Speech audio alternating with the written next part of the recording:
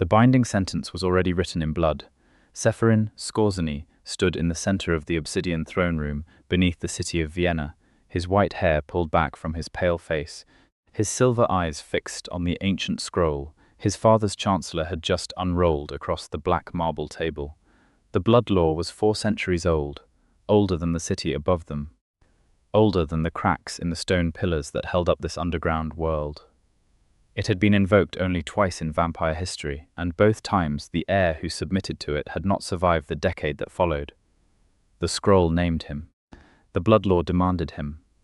Severin Skorzeny, the sovereign of the Carpathian Court, sat on his throne at the far end of the chamber, with the stillness of something that had outlived empires. He was Severin's father, and the look on his face was not cruelty.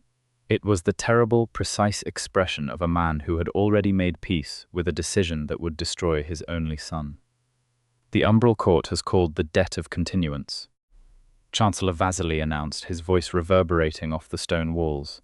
Under blood law, the heir of Carpathia must present himself to the Umbral Court within 30 days and submit to their governance until the debt is repaid or the heir is no longer viable. No longer viable, that was the polite phrase. It meant until he was used up. Severin had known this was coming. He had known it since last winter, when his father's failed alliance with the Western faction had left the Carpathian Court financially and politically exposed. The Umbral Court, the oldest and most ruthless of the 5 vampire courts hidden beneath Europe's great cities, had quietly absorbed the debt. They had been patient. They had been waiting, and now they had called it in, not in gold, not in territory, but in flesh and blood and the particular kind of control that came with owning an heir. "I accept," Severin said. His voice did not waver. He had spent 29 years of immortal life learning to carry weight without letting it bend him. His father closed his eyes for a single second, the only grief he permitted himself. The Chancellor rolled the scroll back up with hands that shook slightly, the only grief he permitted himself. And that was how it ended.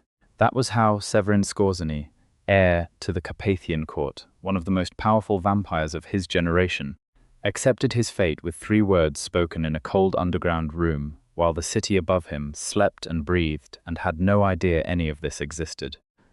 He was 3 days from departure when she came crashing through the lower tunnel door at 4 in the morning, with a knife in her hand, blood on her sleeve that was not her own, and the most extraordinary expression of furious, terrified determination he had ever seen on any face, human or otherwise.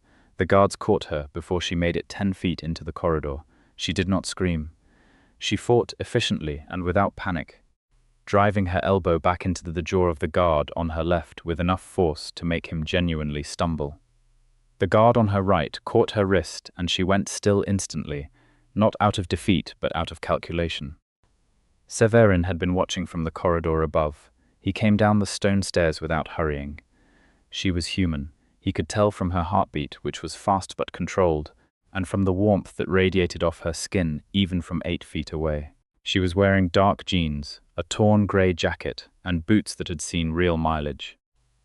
Her dark hair was pulled back from a face that was sharp with intelligence, and smudged with something that might have been ash or might have been the city's grime. And her brown eyes found him immediately when he came into the light.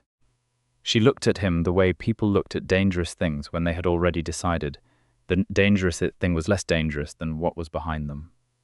"I need to speak to whoever is in charge," she said. Her voice was steady. "I have information about the Umbral Court, and I need protection.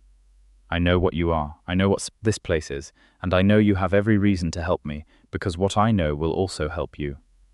Severin studied her for a long moment. "The Umbral Court," he said. "Yes, you have been inside the Umbral Court." Something moved behind her eyes. Not fear, exactly, something older and harder than fear.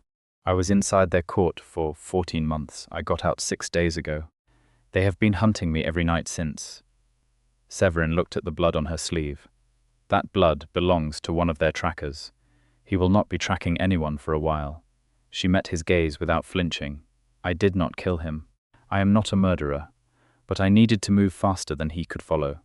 Severin was quiet for a moment that stretched long enough that one of the guards shifted his weight nervously.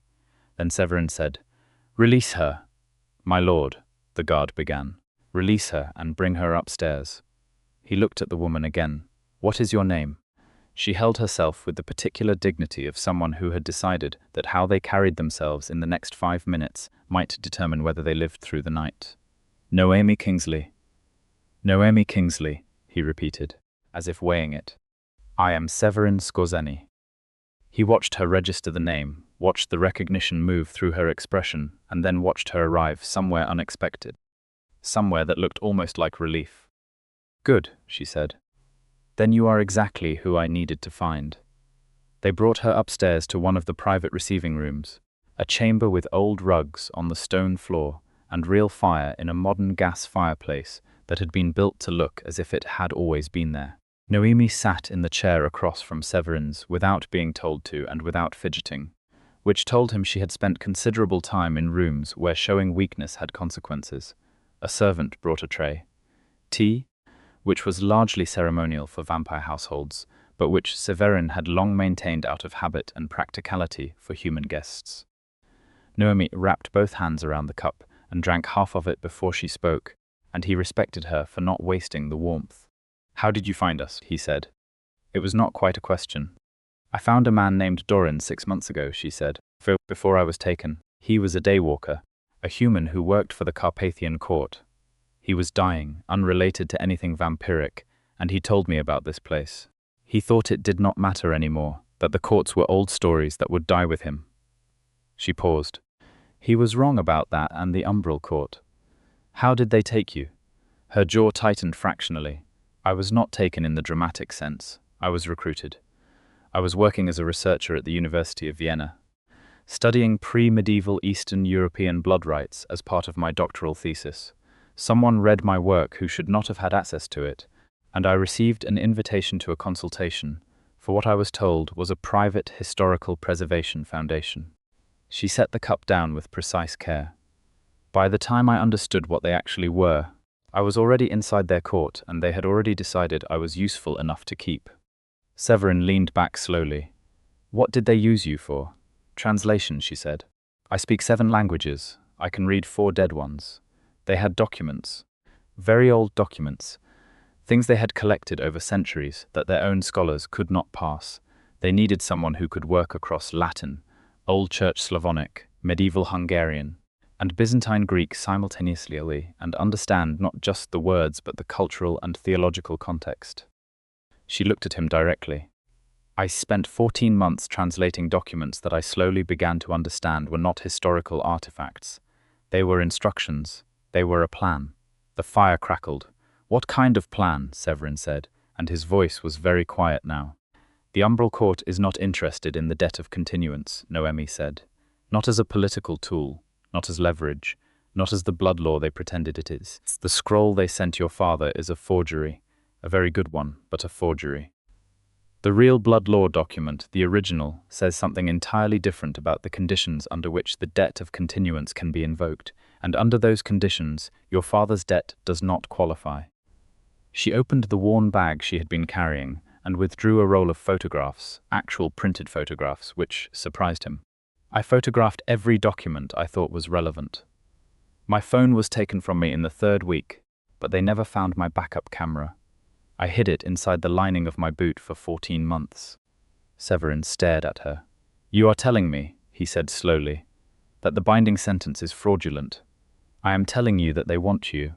Specifically, you, not as collateral for a debt, but because you are exceptionally powerful, and they intend to use that power. There is a ritual described in a 12th century Byzantine manuscript I translated 8 months ago.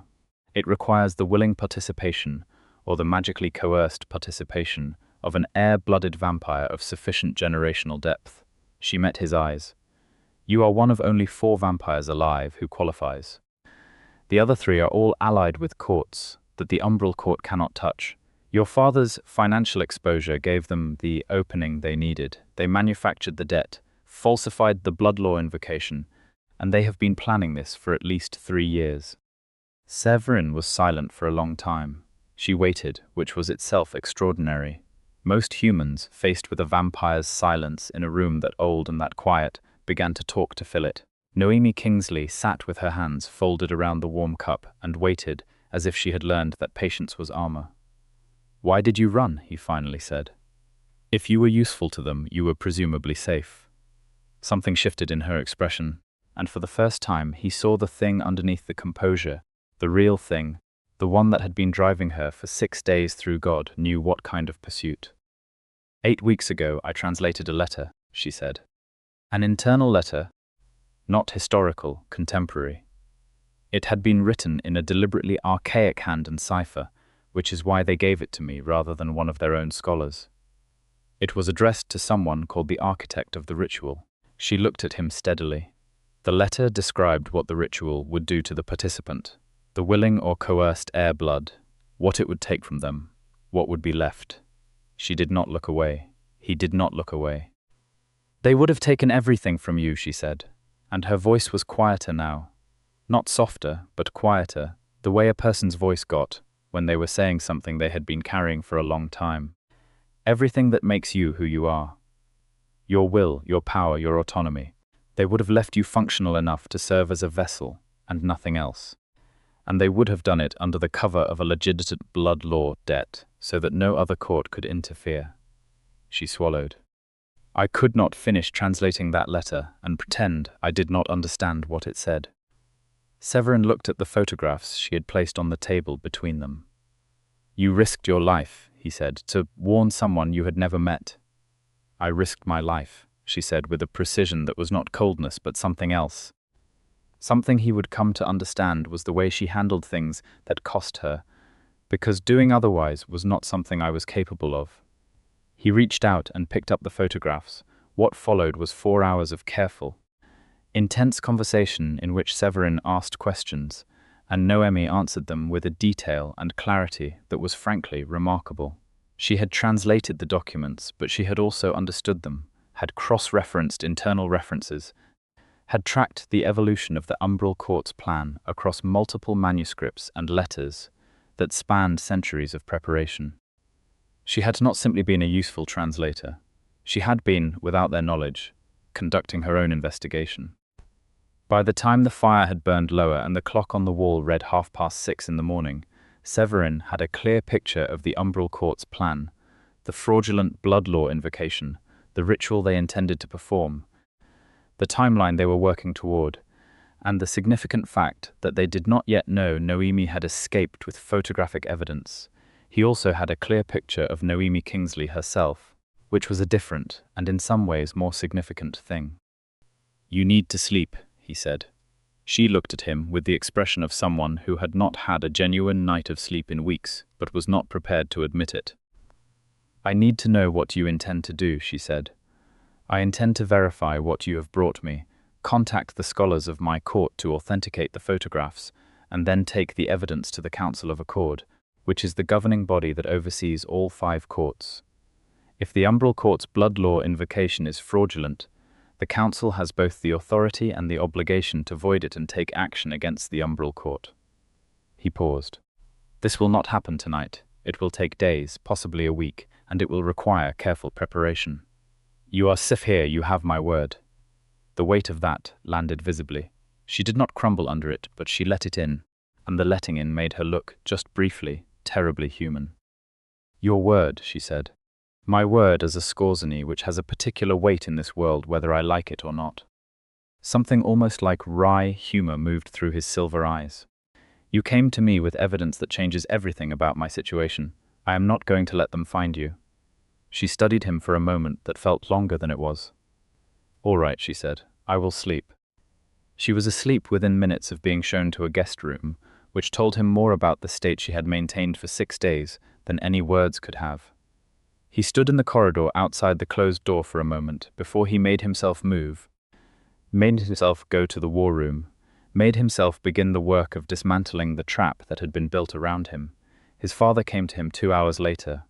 Severin Skorzeny was ancient, more than 8 centuries old, and it showed not in any physical deterioration, but in the particular density of his presence, the sense that he had accumulated so much time that it pressed outward from him like heat. He listened to Severin's account of Noemi and her evidence without interruption, and when Severin finished, the sovereign of the Carpathian Court was quiet for a long time. She took this risk for a stranger, Corvinus said. Yes, And you believe her? Severin considered the question seriously, because it deserved to be considered seriously. I believe the photographs are genuine. I believe her account is internally consistent in a way that is very difficult to fabricate, and in a way that aligns with things we already knew but had not connected properly. I believe she spent 14 months inside the umbral court, and that she understood enough of what she saw to be genuinely alarmed. He paused. And yes, I believe her. His father looked at him with those ancient eyes. Do not become reckless, Corvinus said. I am not being reckless. I am telling you what the evidence suggests. I am not talking about the evidence. His father held his gaze. Be careful, Severin. Severin understood what his father was not quite saying. He chose not to acknowledge it yet because acknowledging it would require him to examine something he had only barely glimpsed in the spare receiving room during 4 hours of firelight and photographs, and Noemi Kingsley's extraordinary, careful voice. The photographs were authenticated within 36 hours. 2 of the court's senior scholars, one of whom had personally handled original blood law documents at the council archives 40 years ago, confirmed that the invocation scroll sent to the Carpathian Court was a forgery. The seal was almost perfect, the parchment was genuinely old, but the ink composition was wrong by 2 centuries, and the binding signature used a cipher that had not existed at the time the original blood law was written. The umbral court had been extraordinarily thorough. They had simply not anticipated that anyone would have access to the original documents for comparison, because the originals were in the council archives, and access was tightly restricted.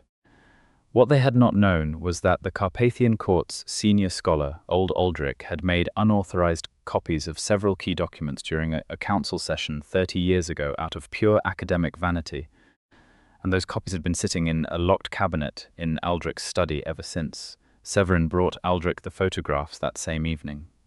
Aldrich, who was 600 years old, and had the energy of someone who had discovered coffee for the first time, spread everything across his enormous work table and worked through the night. By morning, they had what they needed. Noemi was there for all of it. Severin had brought her to Aldrich's study the second day, partly because her translation skills were genuinely useful, and partly because she had earned the right to see how her evidence was being used. She worked at the far end of Aldrich's table with the photographs and her own meticulous notes, and she and Aldrich fell into the particular rapid shorthand of 2 people who loved the same obscure things, trading references across the table, while Severin sat in a chair near the door and occasionally asked questions and mostly watched. She was, he thought, remarkable. Not because she was fearless. She was not fearless. He could hear her heartbeat shift when certain subjects came up, when the ritual was discussed in detail, when someone mentioned what the umbral court's tracker had looked like when they had found him. She was remarkable because she was afraid of the right things and refused to be governed by any of them. On the 3rd evening, she found him on the narrow balcony that overlooked the underground garden, one of the court's more unusual features. A genuine garden maintained under full-spectrum lights that mimicked sunlight close enough for the plants without being dangerous to the court's inhabitants. The lights were turned low at this hour, and the garden below was all silver and shadow. You should not be out here alone, he said, without turning around, because he had heard her footsteps on the stone 15 feet away. I am not alone, she pointed out. You are here, he turned then. She was wearing a borrowed sweater that was slightly too large for her, and she had her notebook under her arm, which meant she had been working and had come here to clear her head, the same reason he was here. You do not have to stay inside, he said. The court is safe. I know. She came to stand beside him at the railing, looking down at the garden. I wanted to ask you something. Ask. She was quiet for a moment, and he had already learned that her silences were productive, that she was not hesitating but organizing.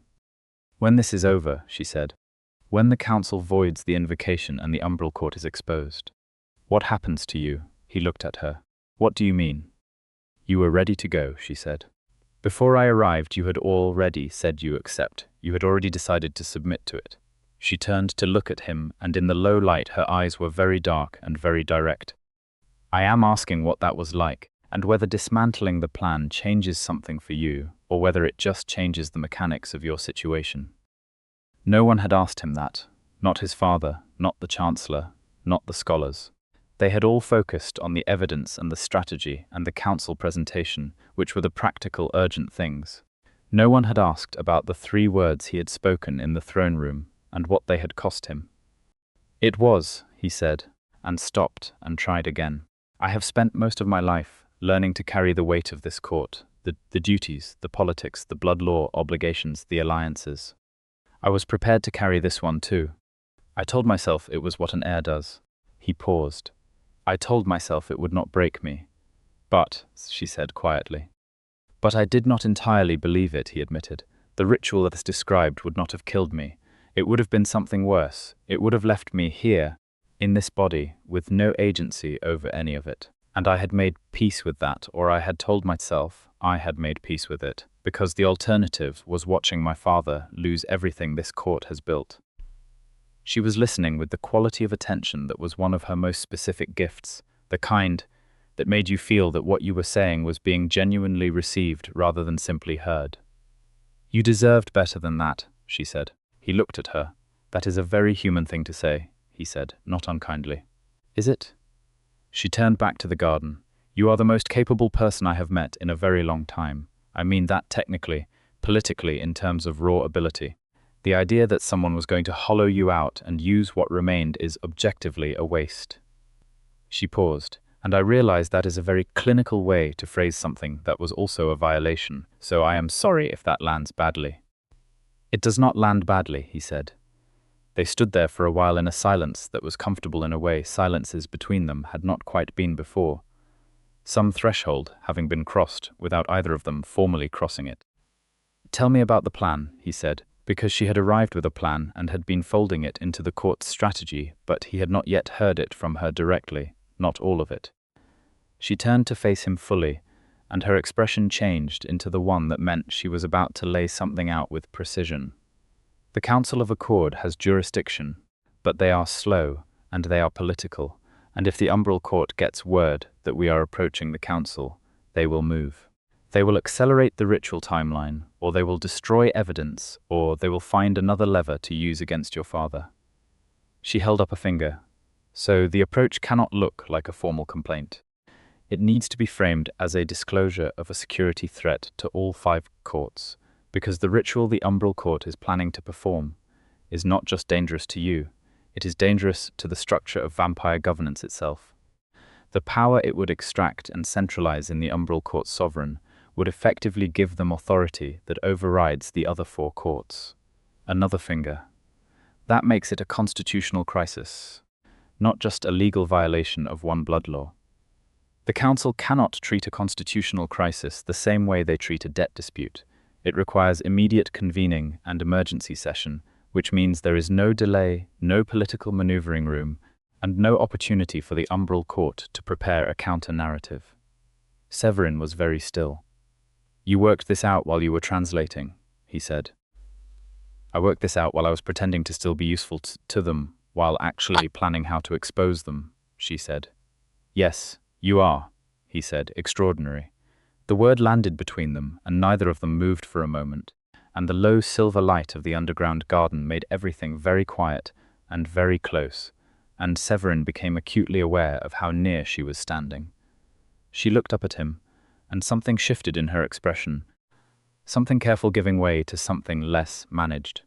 "Do not say things like that," she said, and her voice was a little unsteady. "Why not? Because I have been very deliberately not thinking about the fact that you are." She paused, seemed to recalibrate, "that you are very quite significantly not like anyone I have met before, and if you say things like that, it becomes harder to maintain the not thinking about it." He looked at her with an expression she would later say had made her feel simultaneously seen and completely undone. "Then perhaps," he said slowly, "you should stop trying to maintain it." She was quiet for a moment. Her heartbeat was doing something he found it increasingly impossible to ignore. "You are a vampire heir," she said. "I am a human researcher who broke into your underground court in the middle of the night with blood on my sleeve." "Yes," he said. "And in the 3 days since, you have authenticated a forgery that saves my life, laid out a legal strategy that could protect this court for generations, and stood next to me in the cold while I admitted something I had not admitted to anyone, including myself. He held her gaze. I am finding it difficult to be appropriate about any of this. She laughed, and it was a real laugh, startled out of her, and it changed her face into something that made his chest do something it had not done in a very long time. I have to go finish the document index, she said. I know. She took a step back. Then she stopped. Severin, she said, and the way she said his name was different from any of the previous times, less formal, more like she was trying it out, and had decided she liked the weight of it. After this is over, I would like to continue, whatever this is. So would I, he said. She nodded once, as if confirming a piece of data, and went inside. He stayed on the balcony for a while longer, looking at the silver garden, and thought that 3 days ago he had said, I accept to a fate that would have destroyed him. And what had arrived instead was something he had not had the imagination to anticipate. The presentation to the Council of Accord required 2 more days of preparation. The council convened in a chamber below the city of Prague, accessible through a series of tunnels that connected to what appeared, from street level, to be the basement of an ordinary Czech restaurant. Severin had been to the council chamber twice before. It was enormous, carved from natural stone, and the 5 sovereign seats were arranged in a semi-circle of black marble that had been polished by 8 centuries of use. They travelled by private car through the night. Severin and Noemi, and 2 of the court's senior advocates, and Aldrich, who complained about the car's suspension for most of the journey and then fell asleep. Noemi sat beside Severin in the back and worked on her notes by the light of her phone, and he watched the city lights move past the windows and was aware of her warmth against his side where their arms were almost touching. You are nervous, she said, without looking up from the notes. I am not nervous, he said. Your jaw has been doing something for the past 20 minutes. He deliberately relaxed his jaw. She looked up then, and there was that quality in her eyes that was both sharp and warm. You are allowed to be nervous, she said. You are going to walk into a room with the 5 most powerful governing bodies of the vampire world and tell them that one of those bodies has been committing institutional fraud and planning to use you as a ritual sacrifice. That is a reasonable thing to be nervous about. When you enumerate it like that, he said, it sounds worse. It is worse, she said, which is why the way we present it matters. You are not going in with a complaint. You are going in with a gift. You are handing the council the opportunity to demonstrate that the blood law still means something, that ancient vows and old world codes of honor are not just ceremonial language. That is a gift. Lead with that. He looked at her. Lead with that, he repeated. The council's legitimacy depends on the blood law having meaning. If the umbral court can forge a blood law invocation and use it to seize a rival court's heir without consequence, then the entire structure of vampire governance is meaningless. They will not want that. None of the 4 uninvolved courts will want that. Frame it as an attack on all of them, not just on you. You would have made an excellent advocate, he said. I am an excellent researcher who has been in rooms with people who had all the power, she said quietly. You learn quickly how to frame things. There was something underneath that sentence that he filed away carefully. The council chamber was everything he remembered, cold and vast and dense with history. The 5 sovereign seats were filled when they entered. Severin Skorzeny occupied the Carpathian seat, and the sight of his father's face, composed and ancient, and holding something very carefully that might have been fear, focused Severin in a way that nothing else could have. The umbral court's seat was occupied by their sovereign, a vampire named Malachar, who was one of the oldest creatures Severin had ever been in a room with, a thin figure with white hair that fell past his shoulders and eyes the color of old ice. Malachar watched Severin walk into the chamber with an expression of absolute confidence that was, Severin thought, about to have a very bad evening. Noemi sat in the observer section with Aldrich and the advocates, and Severin took the floor alone. He had learned the speech her way. He opened with the constitutional argument. He laid out the blood law's original text, authenticated by Aldrich and cross-referenced against 3 independent sources. He presented the photographs.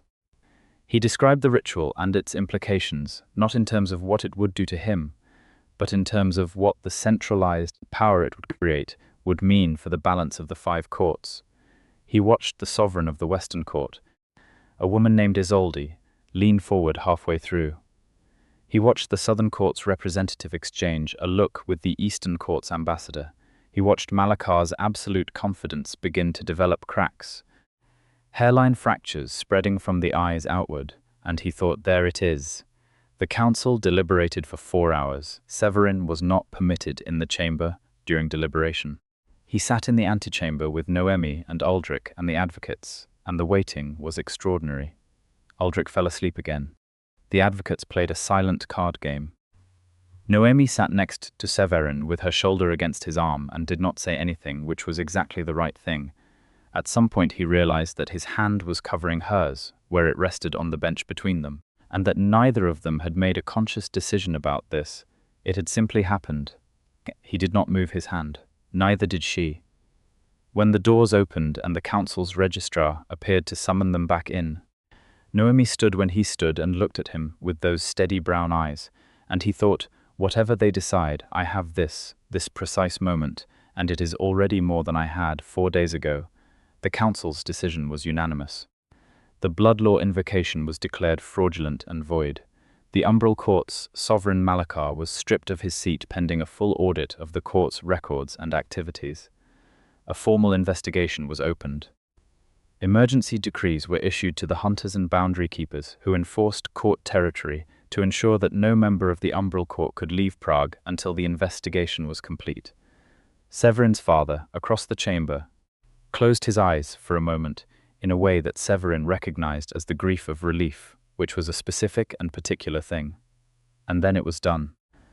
The return journey took longer because the road back to Vienna was complicated by a snowstorm that had appeared overnight, and the car moved slowly through white blurred darkness while Aldrich slept in the front passenger seat, and the advocates dozed in the second row, and Severin and Noemi sat in the back with the world moving past white and quiet outside the windows. You were right, he said. About which part, she said. The framing, the constitutional argument. Isolde moved the moment the moment I made the argument about centralized power. That was the thing that broke the room in our favor. Noemi was quiet for a moment. I was afraid they would see it as a Carpathian Court complaint and table it for formal investigation, which would have given the Umbral Court time to respond. But you carried it correctly. The way you presented it was good, you were very good in there. He looked at her. I was afraid, he said, the entire time. I know, she said softly. I could tell, but you did not let it govern you. I was thinking about something you said, he admitted. About leading with the gift. I kept telling myself, you are giving them something. You are not asking for anything. It helped.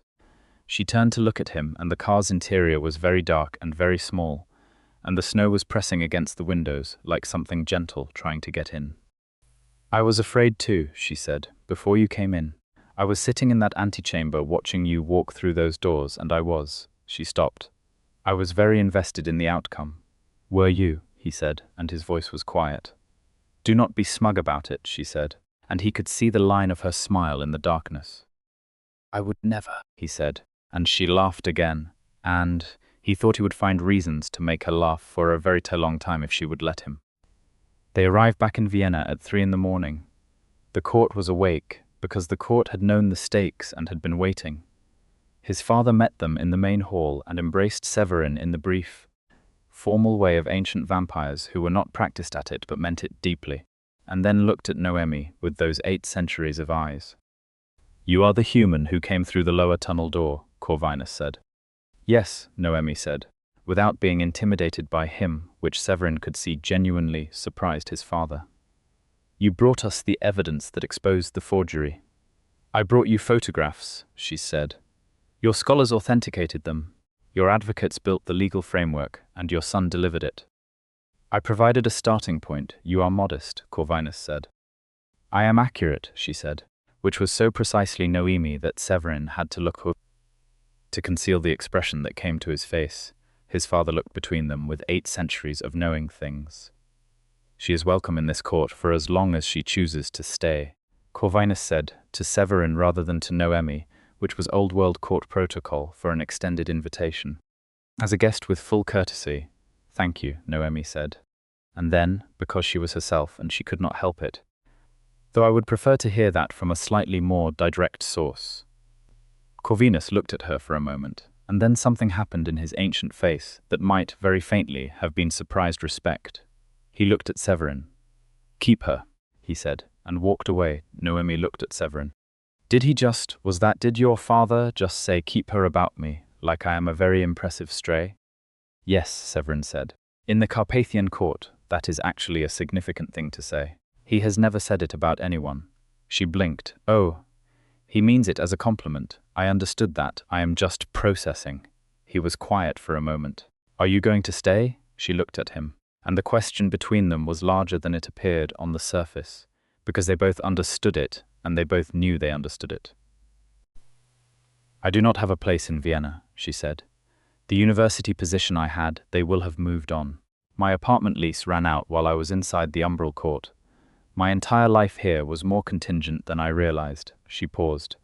I was going to go back to London, start over, find another research position. You could do that, he said.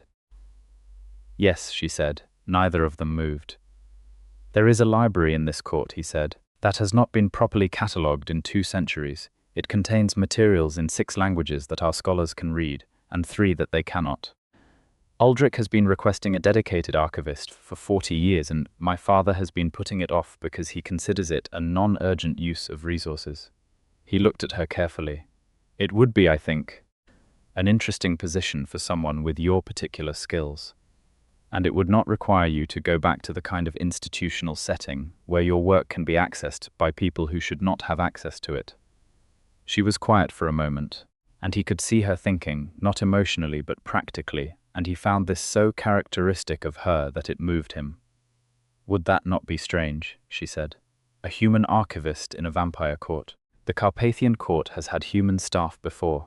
Daywalkers, administrators, scholars. It is not unprecedented. He paused. And you are not ordinary staff. You would be. The situation would be. I am doing this badly. You are doing it fine, she said, and her voice was warm. I am asking you to stay, he said directly, because he had discovered that directness worked better with her than anything else, because she valued it and matched it, not just as an archivist. As someone who is, I am aware of how this sounds, but someone who I believe belongs here, with this court, with me. He held her gaze. I know that is not a small thing to say. I know you have had your autonomy compromised for 14 months, and the last thing you need is to step from one controlled situation into another. If this is not what you want, if it is too much or too soon, or simply not right, tell me and I will ensure you have every resource to go wherever you choose and build whatever you want. She looked at him for a long moment. You just offered me a full exit strategy, she said. Yes, while also asking me to stay. Yes, that is the most Severin Skorzeny thing you have done since I met you, she said, and stepped toward him. He was absolutely still, because he was a vampire, and he was careful, and she was warm and close, and the look on her face was the one he had been filing away for 5 days, the one that was not composed or calculated, but simply true. I want to stay, she said. Not because I have nowhere else to go, because this is where I want to be. She looked up at him steadily. If you are going to be in it. He reached up and touched her face, just her cheek, with the back of one finger, careful and deliberate, the way he did everything. I am going to be in it, he said. She leaned into his hand slightly. And the thing that had been building since a fireplace room and a tray of tea, and 4 hours of photographs, released itself into something simple and real. And he bent his head and kissed her with the same care and intention he brought to everything. And she kissed him back with the same quality of presence she brought to everything. And the court was quiet around them, and the snow was still falling somewhere above them in the city. The weeks that followed were not simple, because nothing in either of their worlds was simple, but they were good. The umbral court investigation took 3 months, during which the Council of Accords auditors worked through the court's records with the kind of thoroughness that came from institutional shame and the need to demonstrate that the blood law still meant something.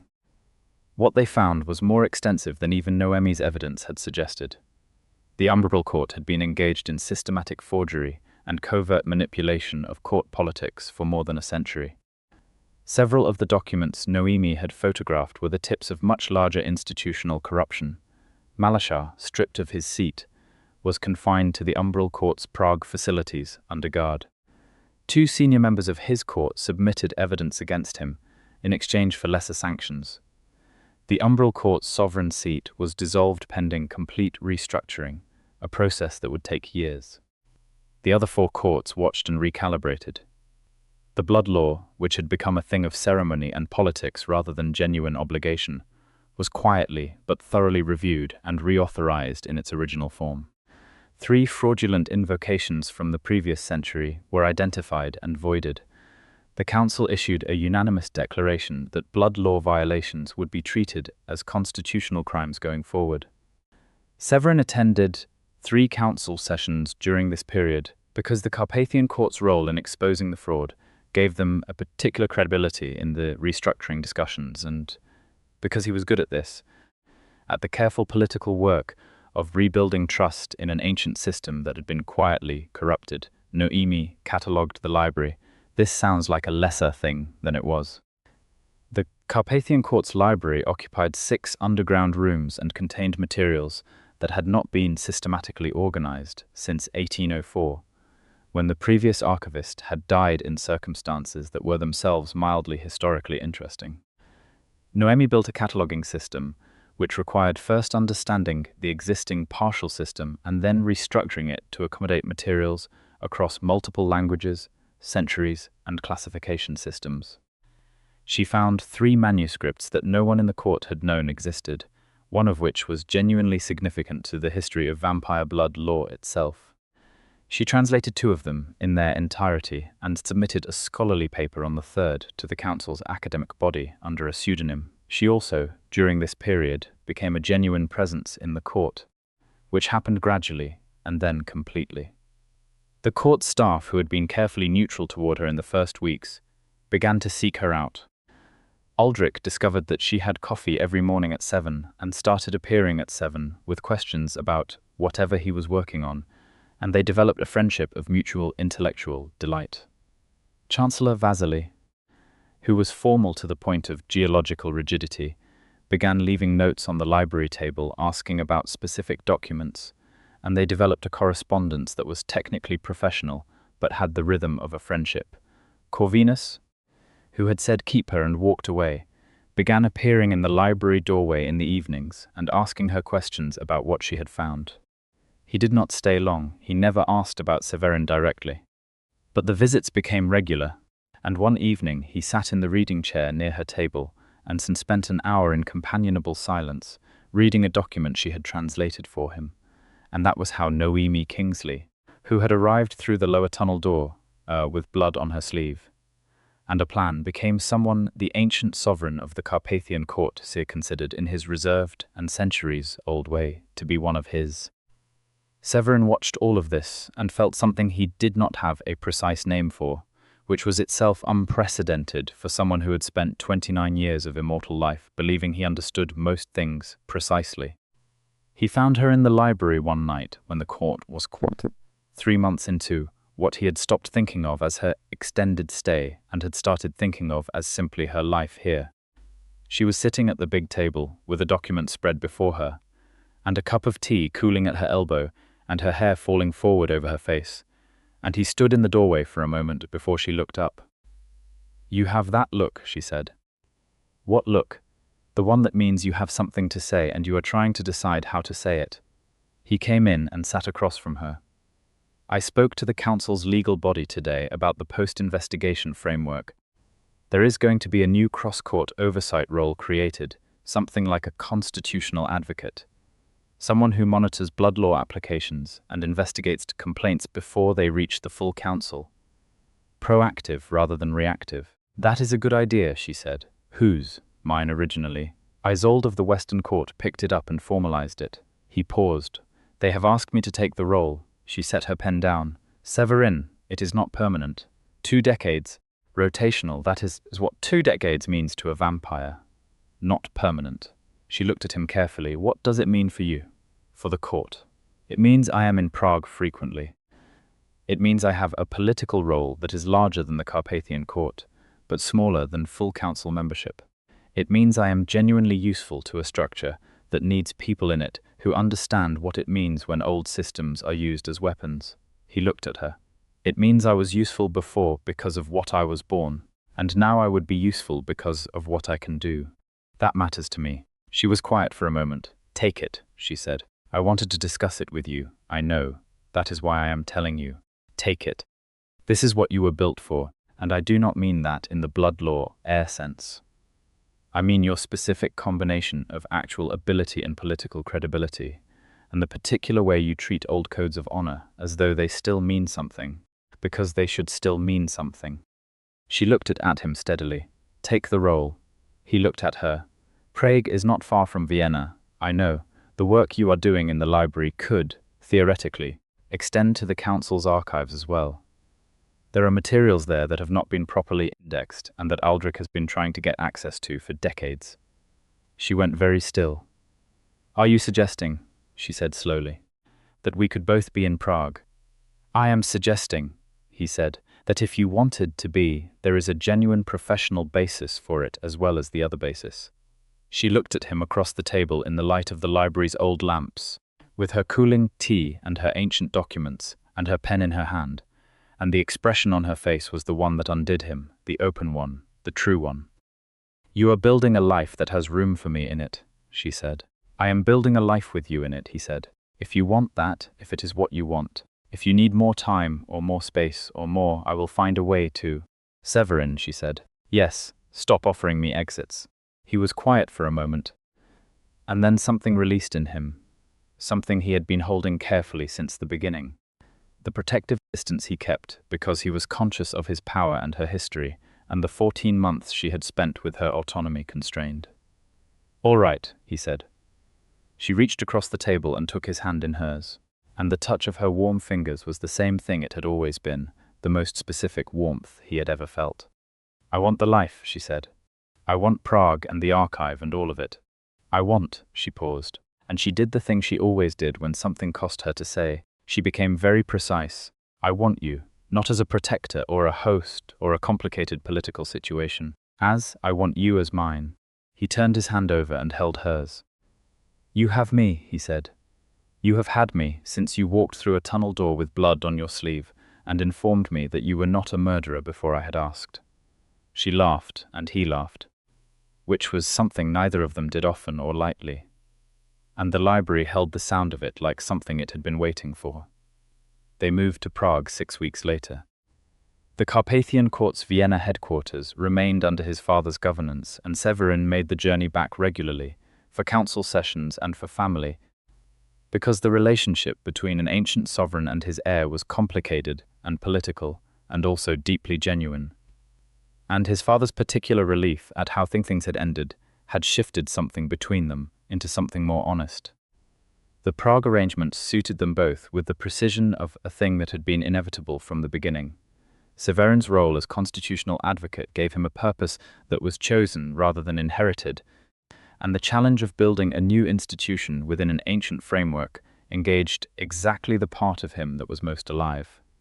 He was in the council chamber 4 days a week, and in the evenings he was home in the house they had taken above the tunnel network, a real house, with proper rooms, and a kitchen Noemi used enthusiastically, and a study where they both worked and where they had developed the particular ritual of working in the same room in companionable silence broken by occasional exchanges about whatever each of them was working on. Noemi's access to the council's archives was granted through Severin's advocacy and Isolde's support, and ultimately through the quality of the work she had already done, which spoke for itself. She worked 4 days a week in the archives and 1 day in the Prague extension of the Carpathian Court's library, and spent her evenings exactly where she chose to spend them, which was mostly with Severin, which was a choice and not an obligation, and the distinction mattered to both of them. 6 months into Prague, she published her first paper under her own name, not the pseudonym. It was about the evolution of blood law covenant structures in Eastern European vampire governance from the 12th through the 15th centuries, and it was published in the Council's academic journal under the designation of Council Archive Scholar, which was a formal role that Aldrich had lobbied for on her behalf for 3 months. Severin read the paper the evening she brought it home, sat with it for an hour while she made dinner and tried to pretend she was not watching from the kitchen, and then set it down and looked at her with an expression she had not seen before. "What?" she said. "It is extraordinary," he said, "and it is careful, and it is true, and it is going to change how several very old courts understand their own foundation documents." He paused. "And it has your name on it, your actual name." She understood what he meant. For the 14 months inside the Umbral Court, her work had been theirs. For the months of pseudonym publication after, she had been careful. This was the first time her name was on something real and publicly in the world she had moved into. "It felt important to claim it," she said. "It is important," he said. "Come here."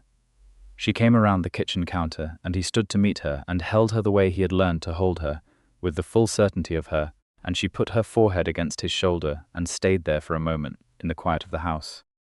"I am proud of you," he said. Against her hair, she lifted her head. "I am proud of us," she said, "of what we built, of what we are building." He kissed her, and outside the Prague evening was settling into night, and the old city was doing what old cities did, carrying on above the ancient layers of its own history, and somewhere below them, the council's tunnels connected everything in the dark, and Noemi Kingsley's name was on a document in the archive, and Severin Skorzeny, who had once stood in a throne room and said, "I accept," to a fate that would have destroyed him, was in possession of something he had not had the imagination to hope for. A year into Prague, an incident occurred that the court records would later classify as a minor security event, but that both Severin and Noemi would remember as something else entirely. 3 members of the Umbral Court, supporters of Malachar who had not been inside the court when the borders were locked down during the investigation, had been identified and located by the council's boundary keepers, but had evaded capture. They had been watched, tracked, and eventually cornered, but in the process of cornering them, a piece of intelligence had emerged suggesting that one of their targets in the original plan, one of the 4 air-blooded vampires who qualified for the ritual, had been identified and was in Prague. The security response was thorough and relatively swift, and the 3 were taken into custody within hours of the intelligence arriving. But there was a window, a narrow one, during which the threat was active and located and not yet neutralized. And during that window, Severin had come home from the council chamber to find Noemi was not in the house. He had her phone number, and she had not answered, which was not unusual during archive hours because the archive was in a section of the tunnel networks with poor signal. He had contacted the archive directly and been told she had left 2 hours ago. He had spent 40 minutes that were among the worst of his immortal life finding her, in which state he had covered a significant amount of Prague's ground level, with an efficiency and focus that the court's security team had to work hard to keep up with. She was, when he found her, entirely fine and in a tea shop 3 streets from their house with Isolde's cultural liaison, a vampire named Bertram who had become a genuine acquaintance of hers, discussing archive access protocols and drinking what turned out to be her second pot of tea.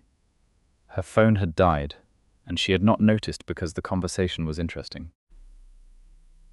Severin stood in the doorway of the tea shop and looked at her across the warm interior of the place, sitting with her notebook open and her hair coming loose and her expression, the animated one she wore when she was genuinely engaged, and the relief was so complete and so physical that he had to spend a moment with one hand on the doorframe before he went in. She saw his face when he sat down, and Bertram was suddenly urgently required elsewhere. "What happened?" she said immediately. He told her. All of it concisely and completely, 'cause that was how they were with each other. She listened, and then she put both hands flat on the table in the decisive way she had. "Your security team should have flagged the archive as a checkpoint when the intelligence came in," she said. "There was a protocol gap. I will talk to the head of archive security tomorrow about how we address it." He looked at her. "Noemi," he said. "I am fine," she said. "I was here. I was safe. There was no actual incident. There was a window," he said. "There was a window in which I did not know where you were, and there was an active threat, and I spent 40 minutes not knowing." She reached across the table and took his hands in hers. Look at me, she said. He looked at her. I am here, she said. I am unharmed. I am going to continue to be here and unharmed because we are going to address the protocol gap and because this court, your court, is very good at its job. And because I am not helpless. She met his eyes. But I am also not unaware of what those 40 minutes were like for you. I am sorry for the 40 minutes. You did not do anything wrong, he said. No. But I am sorry they happened. She squeezed his hands. Severin, I am here. He turned his hands over and held hers. I know, he said. Take me home, she said. We should eat something real, and then I want to hear what the council session was about before all of this. Because you mentioned last night that there was something about the Eastern Court's boundary renegotiation that was not going cleanly, and I want to know what happened. He looked at her. This woman who had arrived in his life through a tunnel door with blood on her sleeve and a plan that had saved him, who spent her days restoring order to ancient things, and her evenings at his side, and her life as a genuinely free person who had chosen this, all of this, with clear eyes and full information. You are the most remarkable person I have ever known, he said. She squeezed his hands again and stood up and put on her coat. Tell me more about that while we walk, she said, and there was warmth in her voice that she had stopped trying to conceal anywhere from him. They walked home through the Prague evening side by side, and she took his arm because it was cold, and he covered her hand with his because it was warm, and the old city moved around them, full of its ordinary human lives and its secret ancient ones. And they were part of both and answerable to both and at home in a way that neither of them had expected and both of them had needed.